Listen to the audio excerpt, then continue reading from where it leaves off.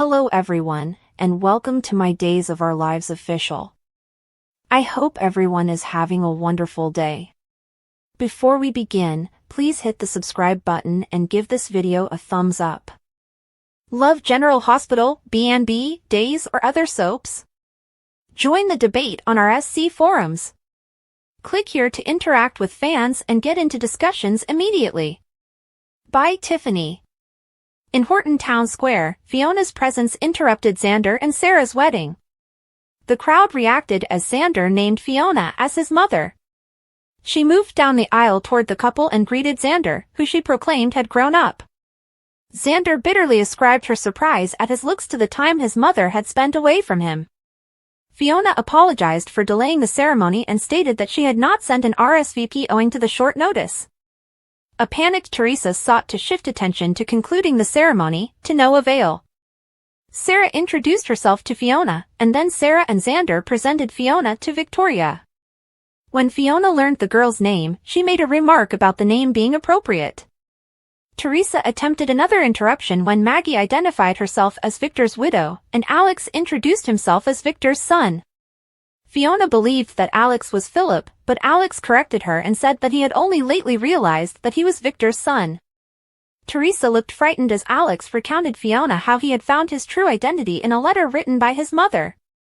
After she heard Alex's narrative, Fiona labeled Alex a phony, to the amazement and outrage of the group. A puzzled Xander admonished his mother for raising a disturbance, but she insisted that Alex show her the letter. Justin got up and explained that he had the letter, which he delivered to Fiona. After going over the contents, Fiona claimed that Alex's mother could not have written the letter to Victor, because Fiona herself had written it. Furiously taking notes, a pleased Leo said, "Now this is a Salem wedding." At the crowd's protestations, Fiona stated that she'd had an affair with her husband's brother, Victor, and that the affair had produced a kid. She identified Xander as the Alexander in the letter, because she had always referred to her son by that name. As everyone digested the news, concerns arose regarding who may have forged Angelica's signature. Alex turned to Theresa and demanded she tell him the truth. He remembers Theresa having access to the suitcase containing the letter. Alex was upset and yelled at Theresa for answers. She eventually surrendered and revealed that she had tampered with the letter. An outraged Sarah wondered if Theresa had that much contempt for Xander, and Theresa replied that she had not wanted to see Xander have everything. Alex angrily wondered if Theresa's entire ruse had been about getting back at Xander, but she assured that Alex was her major purpose. Alex sneered and reminded Theresa how outraged she had been when Brady had accused her of knowing about the contents of the letter beforehand. He wondered if Theresa had really cared about him or if it had always been about the money. Theresa sought to justify her affections for Alex, but the tide shifted further against her as she was forced to acknowledge that she had been working with Constantine. Maggie was offended that Theresa had known about Constantine's actual nature the entire time, but Theresa asked Maggie to accept that she had not been aware of the magnitude of Constantine's depravity. Xander screamed out at Theresa for appending all of their lives. Alex said that Xander had received the better bargain, because at least he had not married the lady who had tricked him. A distraught Theresa took in all the glares directed at her and rushed off. Once the guests had departed, Justin, Sunny, and Bonnie huddled around Alex. Justin pledged that he would help Alex seek an annulment. Meanwhile, Bonnie reminded Alex that one wonderful thing had come from the revelation: Justin was indeed Alex's father. Alex grinned and agreed that it was a very good thing. Sunny added that he had his brother back, for which Alex was equally grateful. The gang joined together for a family hug. Later, Justin and Bonnie shared a quiet time, and he basked in the joy of reclaiming his son and of having his confidence in Victor restored. Across the square, Xander confronted his mother for having lied to him for his entire life. Fiona claimed she had kept quiet because she hadn't wanted to damage her husband, Titus, by telling the truth. Xander wondered why she hadn't told the truth after Titus had died. Fiona stated that she had been deep into sadness and drink after Titus' passing, and she had been in no condition to deal with the matter then. Xander reminded Fiona that he had been grieving, too, and he refused to listen to any more of his mother's excuses. After Fiona went, Xander demanded that he and Sarah complete the ceremony. Sarah told Xander that she was cool with waiting and recommended they go home. Xander encouraged her to stay behind with Maggie and left for some time to himself. When alone with Maggie, Sarah pondered the developments and resolved that she would be there for Xander, no matter what would follow next. Leo approached Andrew and inquired about Theresa's role in the day's events, but Andrew shrugged him off. Later, Leo treated himself to a big piece of Theresa and Alex's and used wedding cake and presented some to an offended Sunny and Paul. Andrew saw Theresa packing a suitcase in her room.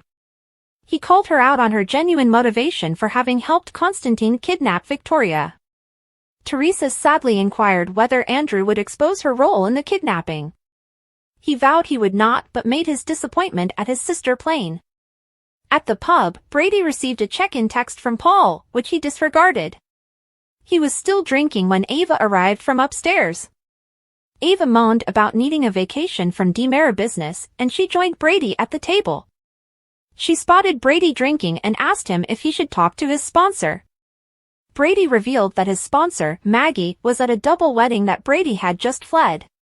When Brady revealed that he had departed after Alex and Theresa's vows, Ava accurately concluded that Brady still had feelings for Theresa.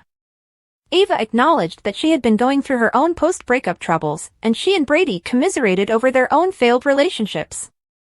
Ava ultimately got up to head to her room, and Brady suggestively asked if he may join her.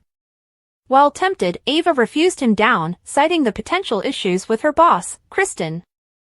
Ava also feared that she and Brady would regret it later if they rebounded with each other. Brady understood, and he sat back down to drink when Ava departed. A short time later, Fiona strolled into the pub and asked Brady if the extra seat and the drink were taken. Brady grinned and encouraged her to join him.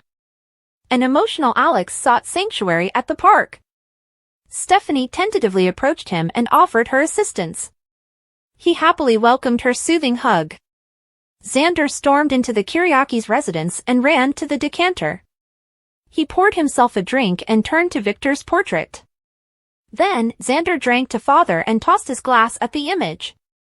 After Gabby was almost blown to smithereens by insane Connie, it looked like it could bring her and Stefan back together. That was until he acknowledged, thanks to her lying that she slept with EJ for a second time, that he tried to encourage Ava to sleep with him again to level the score. Coming next, it seems Stefan hasn't given up hope.